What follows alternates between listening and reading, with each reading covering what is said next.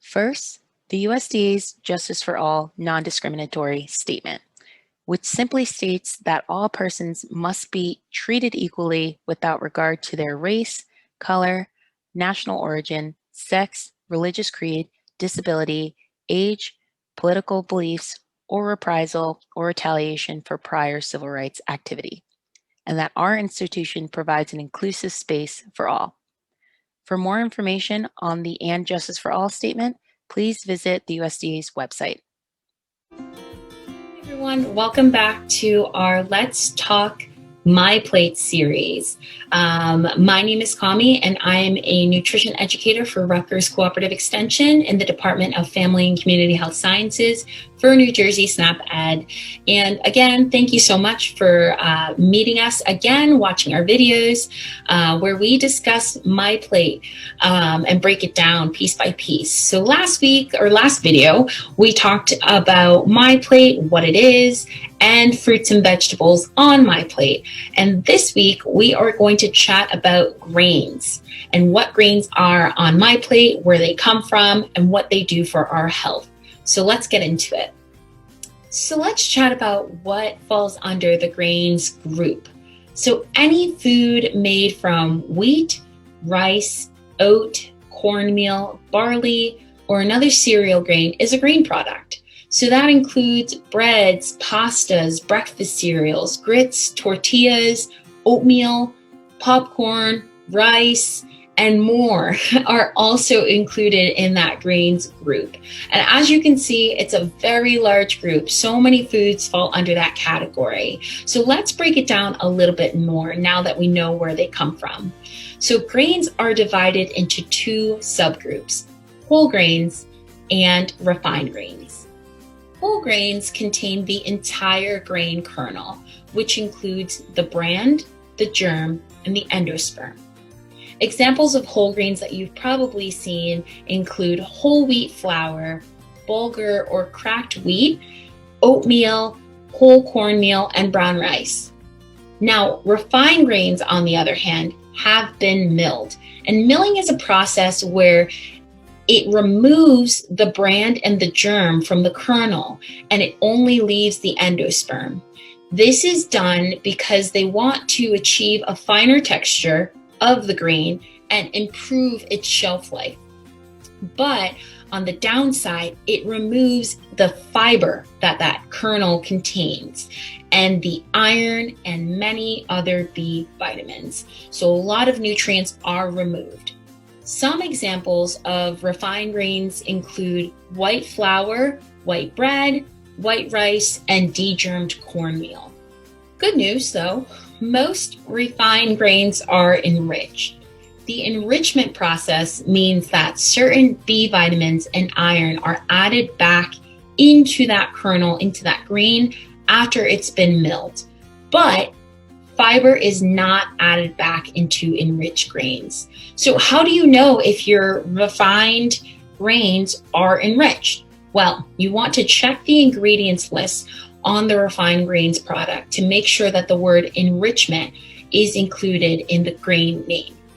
Some products are also made of mixtures of whole grains and refined grains. So there's a hybrid product made there, grain product made there. So now that we know the difference between whole grains and refined grains, and moving back up what grains are and where they come from, it's important to understand why we eat grains, especially whole grains. So eating grains, especially whole grains, provide us with great health benefits. Grains provide us with many nutrients that are vital for our health and maintenance of our bodies. Whole grains, on top of that, provide us with more nutrients and vitamins than refined grains. This is because of that milling process. Whole grains are kept as whole, that whole kernel, versus refined grains that are stripped and down to 1/3 of their nutrient quality without them even being enriched. So the natural nutrients that whole grain contains includes fiber, B vitamins, minerals such as iron, magnesium, and selenium. So overall, consuming whole grains as a part of a healthy diet may reduce the risk of heart disease and can support healthy digestion and can help with weight management. All great things. So now that we know what it does for our bodies, how much should we be eating every day? Well, that comes down to your age, sex, and activity level, your physical activity level. The amount that each person should be having in the grains category can vary between 3 to 8 ounces each day. However, since that variety is there, and MyPlate gives us a blanketed, great example to follow of how many grains we should be having each day. And that recommendation is about 6 ounces per day. Now, 6 ounces. What is 6 ounces of a grain product? That is a little hard to picture, but let's picture it together.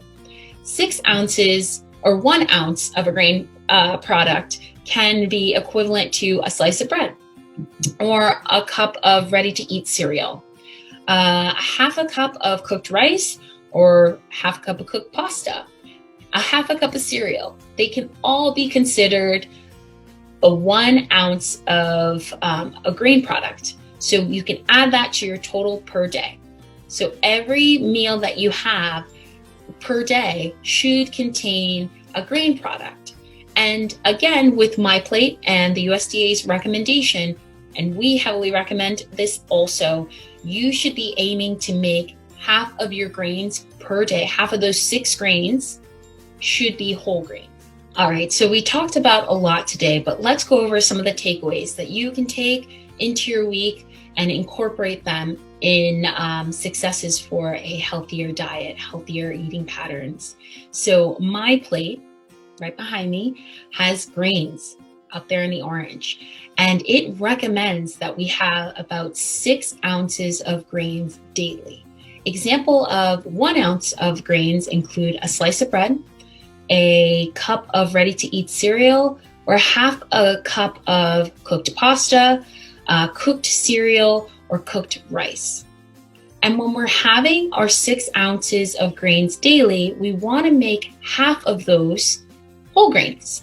It's because whole grains have so much more added health benefits because they contain more fiber and other nutrients that give us health benefits such as healthy digestion or lowering the risk of heart disease and helps with weight management and much more.